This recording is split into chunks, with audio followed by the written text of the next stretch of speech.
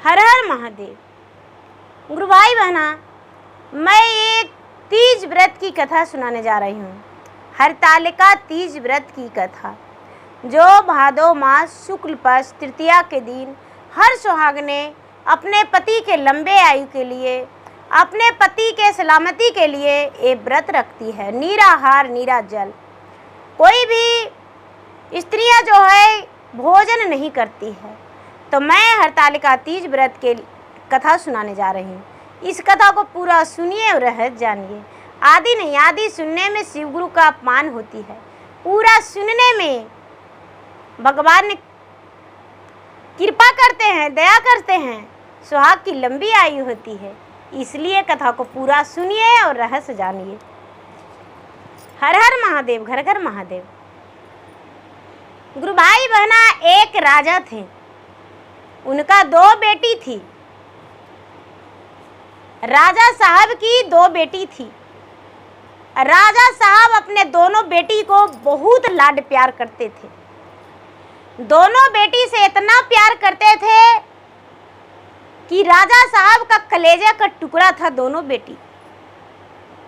यदि अपने बेटी को राजा साहब थोड़ा सा भी उदास देखते थे तो जैसे बगीचे में फूल मुरझा जाता है, उसी तरह राजा एकदम मुरझा जाते थे। मेरा बेटी को क्या हो गया, त्राही त्राही हो जाते थे। धीरे धीरे समय व्यतीत हो रहा था और राजा साहब की दोनों बेटियां बड़ी हो गई।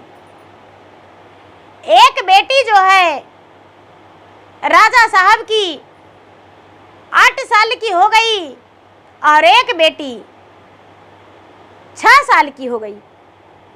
तो राजा साहब की बड़ी बेटी जो थी भगवान के भक्त थी, भोलेनाथ के भक्त थी। प्रतिदिन भगवान भोलेनाथ के 108 शिवलिंग नदी के अरार पर बनाती थी और 108 शिवलिंग बना के 108 बेलपत्र तोड़ती थी, 108 फूल तोड़ती थी और 108 शिवलिंग पे चढ़ाती थी और 108 फूल शिवलिंग पे चढ़ाती थी। धूप दान में धूप देकर और भगवान को पूरा प्रेम से दिखलाती थी। नमः शिवाय नमः शिवाय नमः शिवाय आरती गाती थी, नमः शिवाय जापती थी। गुरु भाई बहना, धीरे धीरे समय व्यतीत हो रहा था। समय व्यतीत होते होते राजा साहब की दोनों बेटियां शादी का योग हो गई। जो राजा साहब की छोटी बेटी थी वो क्या करती है कि जब भी देखती थी अपने बहन को पूजा करते, बहन के पूजा करते देख लेती थी तो जाके लात से मार के उसका शिवलिंग बालू का बनाया हुआ तोड़ देती थी, बिखार देती थी। फिर भी बड़ी बेटी राजा की आज्ञाकारी, ज्ञानी, धर्मात्मा, सतीव्रता कुछ नहीं बोलती थी और भगवान से कहती थी कि भगवान वो नादान है, उसे क्षमा कर देना और उसे कभी दंड मत देना। भगवान जो भी दंड देना होगा तो उसका मुझे दे देना। गुरु भाई बहना, ऐसा कह के भगवान से क्षमा मांगती थी। धीरे धीरे समय व्यतीत हो रहा था। राजा साहब की बड़ी बेटी जो है विवाह के योग हो गई।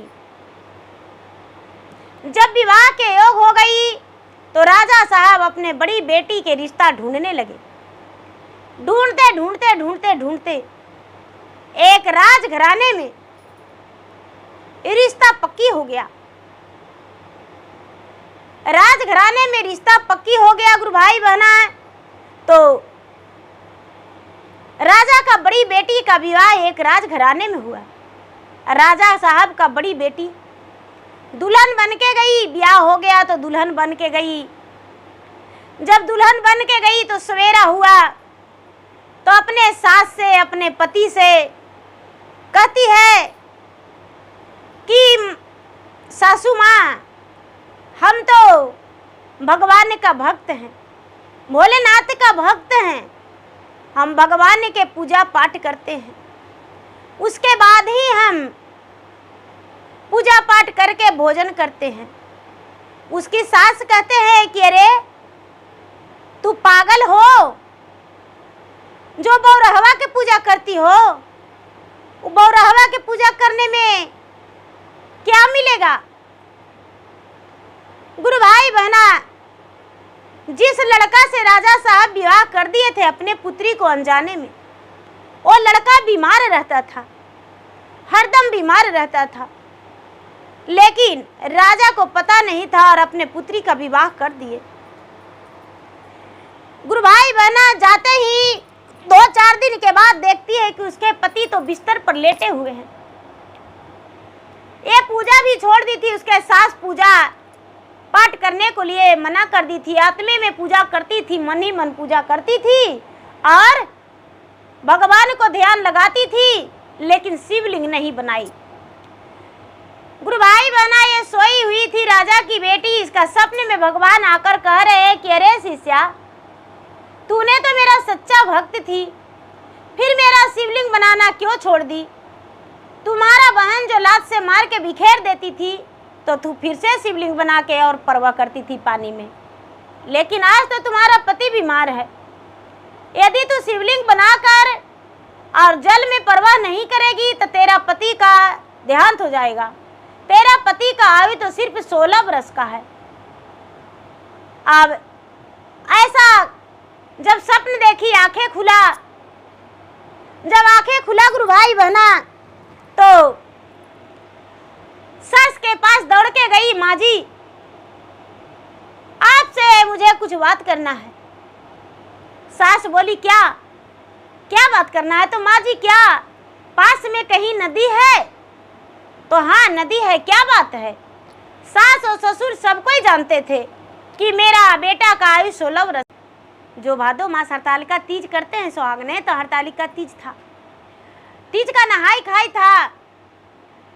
क्या करती है कि सास से बिना पूछे और फुलवारी चल जाती है राजा साहब की बड़ी बेटी, और फुलवारी जाके और क्या करती है कि 108 फूल तोड़ती है और 108 बेलपत्र तोड़ती है, और तोड़ के और एक डलवे में रखती है। धूप दीप अक्षत चंदन पुष्प सब कुछ रख लेती है, और रख के और अपना वस्त्र लेकर गंगा के अरार पर चल जाती है।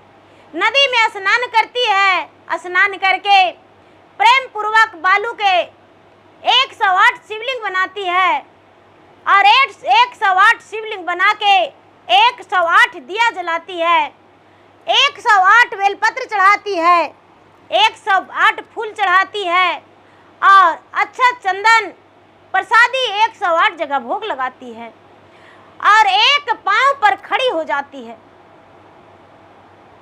एक पांव पर खड़ी हो जाती है गुरु भाई बहना। जब एक पांव पर खड़ी हो जाती है तो पूरा दिन खड़ा रहती है। रात हो जाता है, आधी रात। राजा रानी जो है वो कह रहे हैं कि मेरा बहू जो है गई है गंगा स्नान, अभी तक नहीं आई है। उसके पति से कहते हैं कि अरे तुम्हारा पत्नी गई है नदी के स्नान, अभी तक नहीं आई है। उसके पति जाते हैं गंगा के अरार पर, तो देखते हैं कि जगमग दीपक जल रहा है।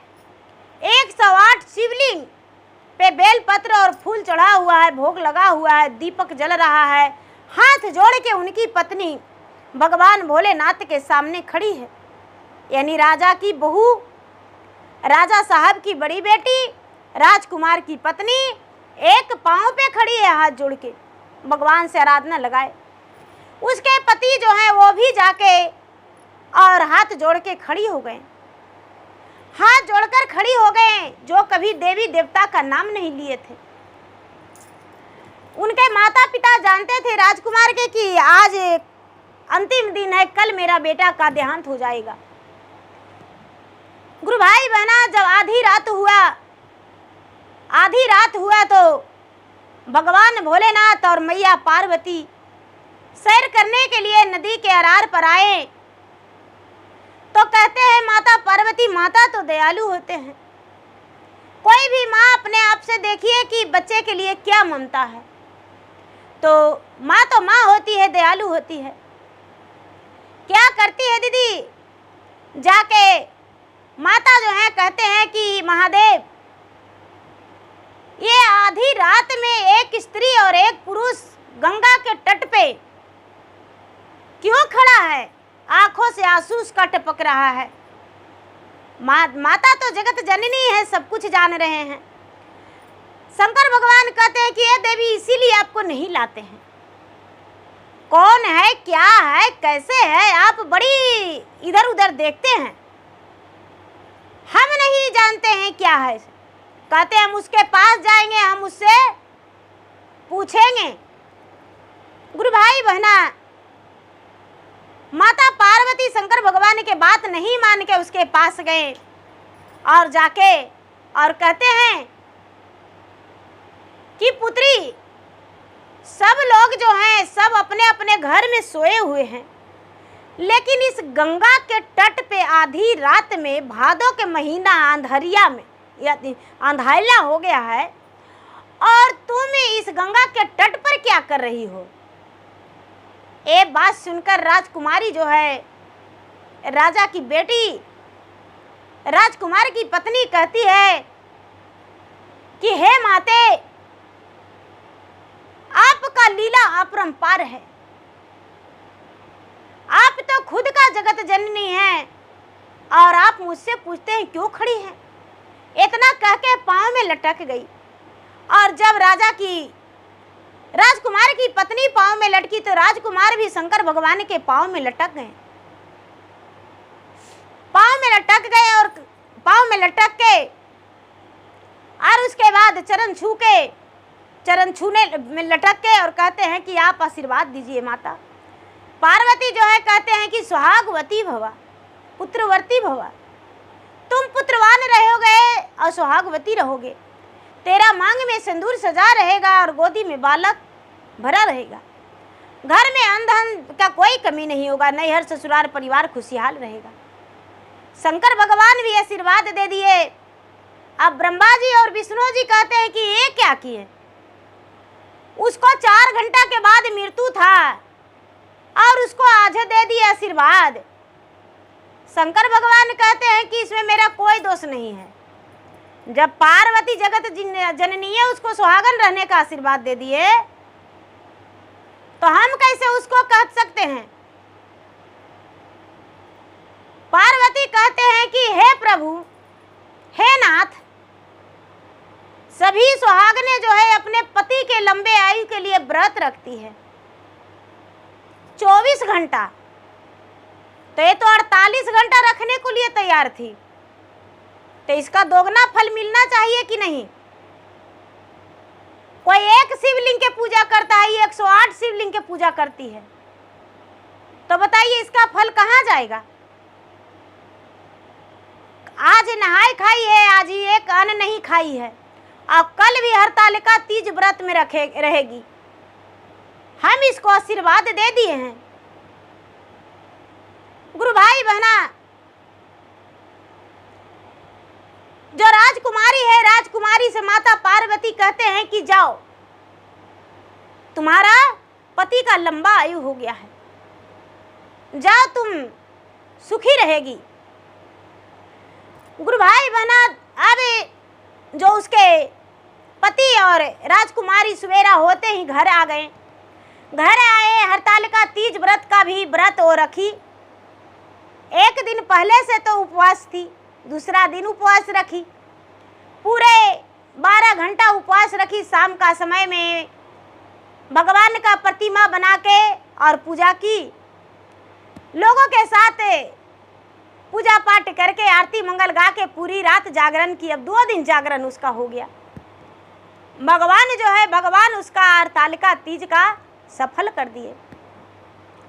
धीरे धीरे जब चौथ का दिन आया तो माता चौथ भी उसको आशीर्वाद दे दिए, और चौथ माता आशीर्वाद देकर उसको सुहागवती भवा का रहने का दे दिया आशीर्वाद। गुरु भाई बहना, धीरे धीरे समय बीता 4-6 महीना, तो उसके पिता जो हैं राजकुमार के अपने बहू को बहुत लक्ष्मी और बहुत सुशील मानते थे, तो अपने बहू के पिता से कहते हैं कि राजा साहब, आप अपने बड़ी बेटी का रिश्ता मेरे घर किए हैं, छोटी बेटी का भी रिश्ता मेरे घर कर दीजिए, मेरा छोटा बेटा से। आपका बड़ी बेटी का संस्कार और उनका भक्ति देखकर मैं बहुत खुश हूँ।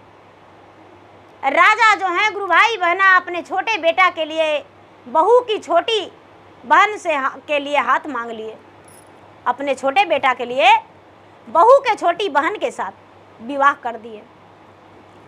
जब छोटी बहन के साथ विवाह हो गया गुरु भाई बहना, राजा का दोनों बेटा का विवाह एक ही घर में हो गया। नहीं करना चाहिए, हम गलत मानते हैं।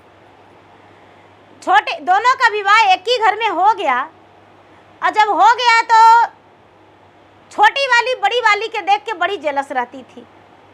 धीरे धीरे समय आया तो शादी तो हो गया। समय बीतते बीतते हरतालिका तीज का दिन आ गया, तो बड़ी वाली और छोटी वाली से कहती है कि ये बहन चलो नदी नहाए, चलो नदी नहाए।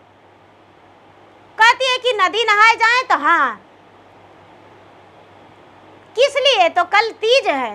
कहती है कि तुम तीज व्रत करती हो, हम तीज व्रत नहीं करते हैं। देखते हैं भगवान तुम्हारा कितना सत बचाते हैं और कितना तुमको भगवान मदद करते हैं। तुम करो तीज। गुरु भाई बहना, बड़ी बहन जो है, जो बेचारी गंगा के घाट पर गई, 108 शिवलिंग बनाई, 108 शिवलिंग बना के और बस वैसी 108 दीपक जला के पूजा पाठ की और पूजा पाठ करके घर आ गई। दूसरा दिन हरतालिका तीज व्रत में रही। हरतालिका तीज व्रत में रही, दूसरे के घर पूजन के लिए गई। एक ब्राह्मण थे, उन्हीं का घर में सब पूरे गांव का लोग हरतालिका तीज के पूजा करते थे। शिव जी का प्रतिमा बना के, माता पार्वती का प्रतिमा बना के, और उन्हीं के घर में पूरे गांव पूजा करते थे।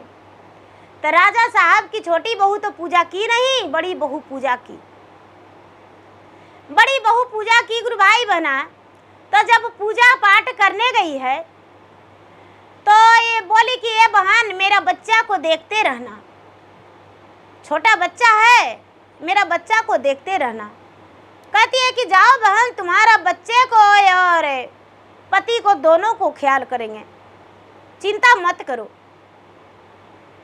गुरु भाई बहना क्या करती है कि उसके पति के साथ जाके हंसी ठिठोली करने लगती है और उनका पांव दबाने लगती है और उनका नींद आ जाता है।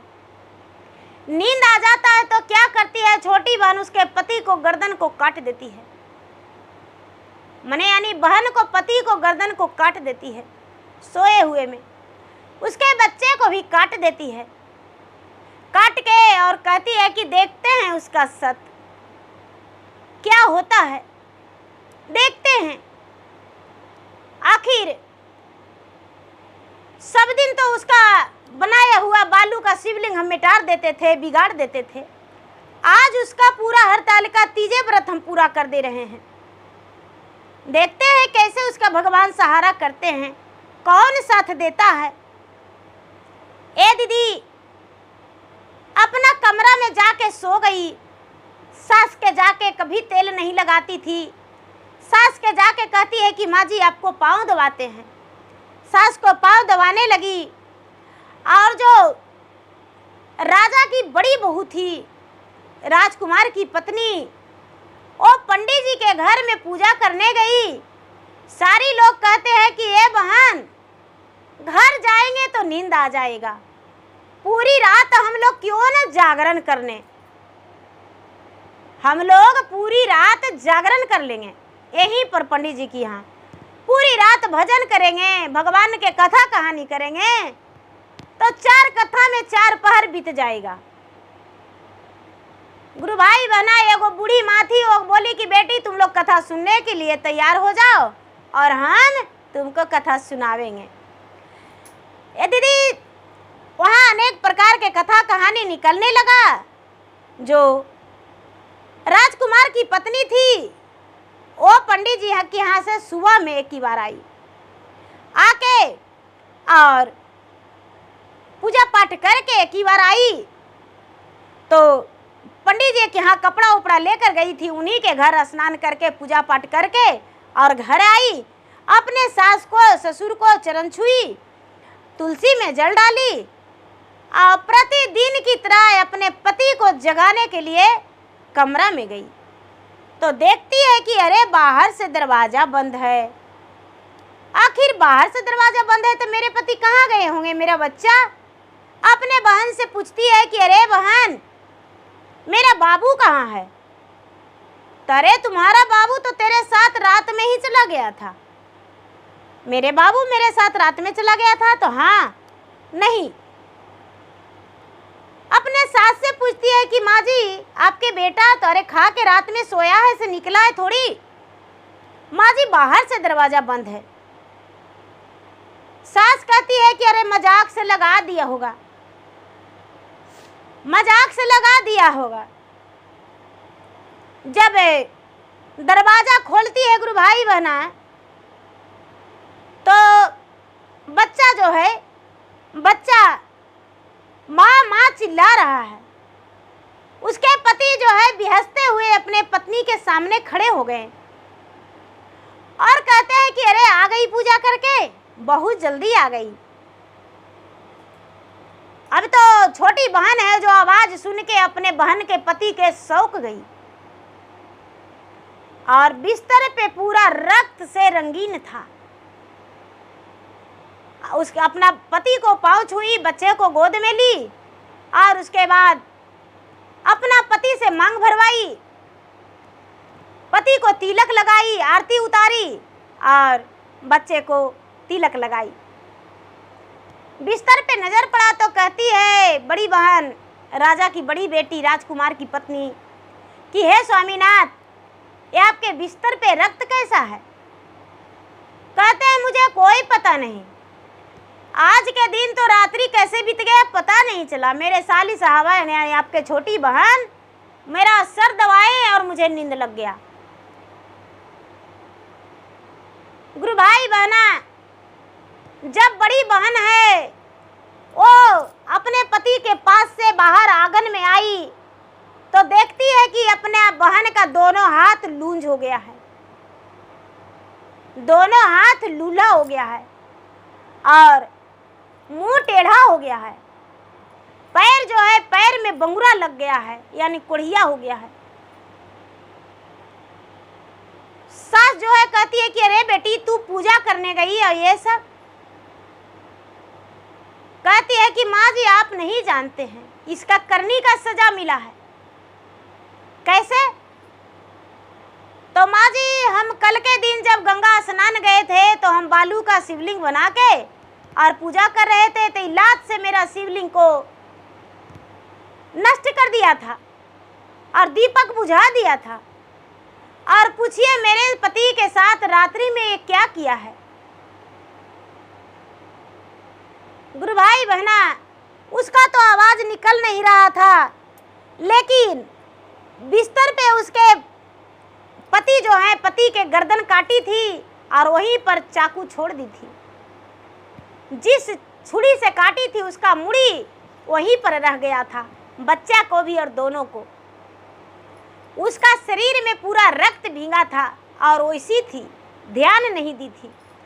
कहती है कि देखिए माँ जी ये मेरे सत्य जो है भगवान ने मेरे पति को प्राण बचा दिए हैं, क्योंकि आज मेरे पति को कुछ भी हो जाता तो आज मुझे कुलछनी नाम रखा जाता, आज मुझे अभागन रखा जाता नाम। और हरतालिका तीज व्रत कोई नहीं करता, कोई भगवान शिव का पूजा नहीं करता, कोई शिवलिंग नहीं बनाता, कोई मंदिर का स्थापना नहीं करता, कोई भी मंदिर का निर्माण नहीं करता, कोई भगवान का भक्ति नहीं करता। इसीलिए भगवान आज मेरे पति को जीवित रखे हैं और प्राण दान दिए हैं, प्राण दंड नहीं, प्राण दान दिए हैं, जीवन दान दिए हैं। गुरु भाई बहना, दीदी क्या होता है कि सास जो है हाथ जोड़ती है कि बेटी इसको भी ठीक कर दो, कहती है बड़ी वाली जो बहू है कि माँ जी इसको हम क्या ठीक करेंगे, इसको हम क्या ठीक करेंगे, ये अपने आप से जाने जैसा किया वैसा पाया। सास और ससुर कहते हैं कि बेटी तुम नहीं जानती हो मेरा बेटा का 16 बरस के आयु था, लेकिन तू जब मेरे घर में आई और भगवान को तप किया, हरतालिका तीज व्रत किया, तब मेरा बेटा का हजारों वर्ष का उम्र हो गया। कहती है कि नहीं माँ जी आप अनजान हैं, आप नहीं जानते हैं, मैं सब कुछ जानता हूँ अपने पति के बारे में, और मैं चाहती हूँ कि मेरा उम्र भी मेरे पति का लग जाए। मैं अपने पति के लिए बच्चेपन से हरतालिका तीज व्रत किए हैं अपने पति के लंबे आयु के लिए। 108 शिवलिंग बनाते थे अपने पति के लंबे आयु के लिए, और जब आपके घर आए तो आप नहीं बनाने देने लगे, लेकिन फिर भी हम 4 दिन 8 दिन के बाद बनाने लगे और भगवान का पूजा पाठ करने लगे, और भगवान मेरा पुकार सुन लिए और भगवान मुझे मुख भरा आशीर्वाद दे दिए। गुरु भाई बहना, जो छोटी बहन है वो लूली हाथ से कह रही है कि बहन मुझे क्षमा कर दो, माफ़ कर दो, मुँह से आवाज़ नहीं निकल रहा है, लेकिन कहती है माफ़ कर दो, क्षमा कर दो। कहती है हम क्षमा नहीं करेंगे बहन, तुम्हारा जो भगवान है वो क्षमा करेंगे। उसके पति कहते हैं कि भाभी जो मेरा पत्नी किया जो किया, अब हम इसे नहीं रखेंगे, इसको मैके पहुंचा देंगे। कहते हैं कि मैके कैसे पहुंचा देंगे, आपकी पत्नी जीवन संगनी है, इसके बदले आप कष्ट कीजिए। जो बड़ी बहन है वो कहती है कि रोज इसको नहाइए और भगवान के शरण में लेकर जाइए, हो सकता है भगवान आशीर्वाद दे देंगे तो ये भी ठीक हो जाएगी। लेकिन कहते हैं कि कुत्ता के पोंछ 12 बरस के लिए जमीन में गाड़ देता है तो क्या ठीक हो जाता है। उसका 20 मन में घुराए रह गया और कभी भी भगवान को सच्चे मन से हृदय से नहीं चाहा। उसके मन में ये चलते रह गया कि उसको पति को काट दिए जिंदा कैसे हो गया, उसको बेटा के काट दिए जिंदा कैसे हो गया। सारा समय मन में वही चलते रह गया और कभी मन से हरतालिका तीज व्रत नहीं की, और नहीं तो उसका गोद भरा, और नहीं तो उसका शरीर ठीक हुआ। भगवान उसको करने का फल अच्छा दिए। तो माताएं एवं बहनें, मेरा कथा अच्छा लगे तो मेरा कथा का लाइक करें, शेयर करें। चैनल पर यदि नए हैं तो चैनल का सब्सक्राइब करें, बेल आइकन घंटी को दबाएं, जो कि मेरा वीडियो का नोटिफिकेशन सबसे पहले आपके पास जाए। आप मेरा वीडियो सुन सके, कमेंट बॉक्स में हर हर महादेव जय शिव गुरु जरूर लिखें। धन्यवाद। हर हर महादेव, घर घर महादेव। देखिए माताएं एवं बहनें, हरतालिका तीज व्रत कितना लोग कहते हैं कि मेरा छूट गया, लेकिन छूटता नहीं है।